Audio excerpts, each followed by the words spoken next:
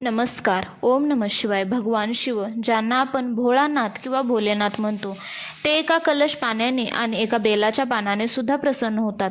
पण तुम्ही कधी विचार केला आहे का की सृष्टीचे निर्माते असलेल्या महादेवाला साधे बेलाचे पान इतके का प्रिय आहे?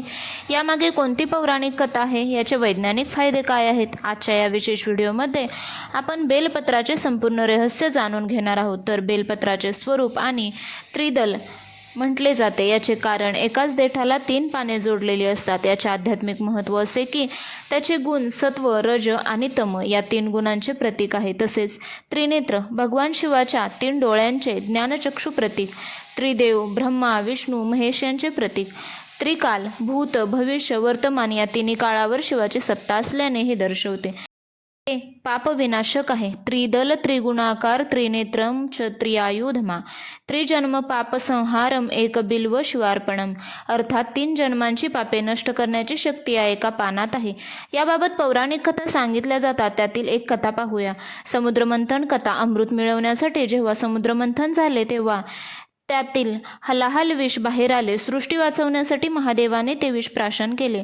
विषाच्या उष्णतेने महादेवाच्या अंगाचा दाह होऊ लागला.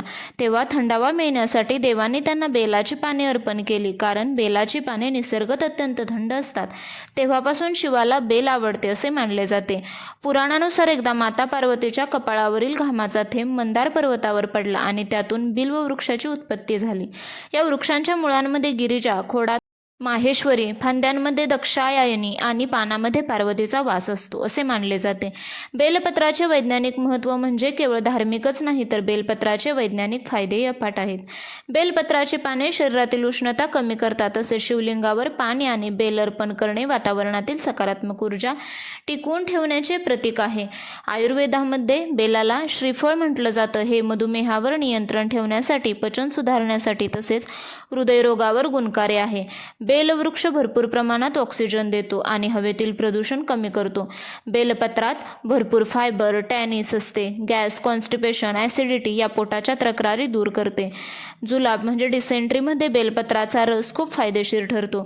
बेलामध्ये अँटीबायोटिक गुणधर्म असतात. रोज सकाळी रिकाम्या पोटी बेलपत्राचा रस घेतल्यास रक्तातील साखरेची पातळी नियंत्रित राहण्यास मदत होते. कोलेस्टेरॉल कमी होण्यास मदत होते. शरीराची प्रतिकारशक्ती वाढवते. याचा ताप आणि सर्दीवर उपाय म्हणजे ताप आल्यास किंवा सर्दी खोकला असल्यास बेलपत्राचा काढा आणि मध, बेलपत्राचा रस एकत्र घेतल्याने लवकर आराम मिळतो. बेलपत्राचा लेप लावल्याने त्वचेवरील खाज, पुरळ किंवा जखमा लवकर भरून निघतात. तोंडात फोड आले असल्यास बेलपत्राची ताजी पाने चावून खाल्ल्याने उष्णता कमी होते, फोड बरे होतात. हे आहेत त्याचे आयुर्वेदिक उपाय. बेलपत्र कधी तोडू नये याबद्दल तुम्हाला माहिती आहे का? तर नक्कीच जाणून घ्या. बेलपत्र चतुर्थी, अष्टमी, नवमी, चतुर्दशी, अमावस्या, सोमवारी बेलाची पाने तोडू नये. तुम्ही आदल्या दिवशीही तोडू शकता. पाने फाटलेली किंवा किडलेली नसावेत. महादेवाला बेल अर्पण करताना पान नेहमी पालते म्हणजेच उलटे अर्पण करावे, जेणेकरून पानाचा गुळगुळीत भाग पिंडीला स्पर्श करेल.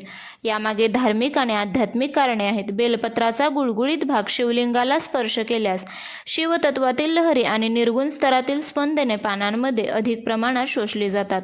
त्यामुळे भक्ताला त्या बेलपत्राद्वारे जास्तीत जास्त आध्यात्मिक लाभ मिळतो. म्हणून शिवलिंगावर त्यांची गुळगुळीत बाजू ठेवल्याने महादेवांना थंडावा मिळतो आणि त्यांची ऊर्जा संतुलित राहते. शिवपुराणानुसार बेलपत्राच्या वरच्या बाजूला लक्ष्मीचा वास असतो, तर खालची बाजू शंकराचे प्रतीक मानले जाते. बेलपत्राची 3 पाने महादेवांच्या 3 नेत्राचे प्रतिनिधित्व करतात. ती उलटे अर्पण करणे म्हणजे आपले अहंकार आणि त्रिगुण सत्व, रज, तम ईश्वराला समर्पित करणे होय. बेलाचा पुनर्वापर म्हणजे जर बेलपत्राची नवीन पाने उपलब्ध नसतील तर अर्पण केलेली पाने धुवून पुन्हा वापरता येतात, कारण ती कधीही शिळी होत नाहीत. बेलपत्र नेहमी विषम संकेत म्हणजेच 1, 3, 5, 7, 11 अशा प्रकारे अर्पण करावे. महादेवांच्या बेलपत्राबाबत पाहतोय तर बिल्वाष्टक स्तोत्राबद्दल पाहणंही खूप गरजेचं आहे. त्याचा उल्लेख न करून कसं चालेल? हे स्तोत्र पठण केल्याने शिवपूजा पूर्ण होते. दर्शन बिल्ववृक्षस्य स्पर्शन पापनाशम म्हणजेच बेलाच्या झाडाचे दर्शन आणि स्पर्शसुद्धा पापनाशक आहे. तर भगवान शिव हे केवळ बाह्य सौंदर्याचे भुकेले नसून ते भक्तीचे भुकेले आहेत. बिल्वाष्टकम मंत्राचा महत्त्वाचा संदेश त्रिजन्म पापसंहार एक बिल्व शिवार्पणम म्हणजेच मंत्रासह केवळ एक बेलपत्र वाहिल्याने भक्ताच्या तिन्ही जन्मांच्या पापांचा नाश होतो. जो भक्त भगवान शिवासमोर या मंत्राचा नियमित पठण करतो तो सर्व दुःखांपासून मुक्त होऊन शेवटी शिवलोकात स्थान प्राप्त करतो. या मंत्राच्या पठणामुळे मनातील नकारात्मक ऊर्जा, ताण, चिंता दूर होतात. सात्विक गुणांची वृद्धी होते.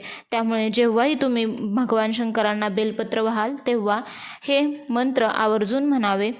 तसेच तुम्हाला आजची माहिती आवडली असेल अशी आशा करते. आवडली तर प्लीज लाईक अँड शेअर करा आणि अजून चॅनलला सबस्क्राईब केलं नसेल तर प्लीज सबस्क्राईब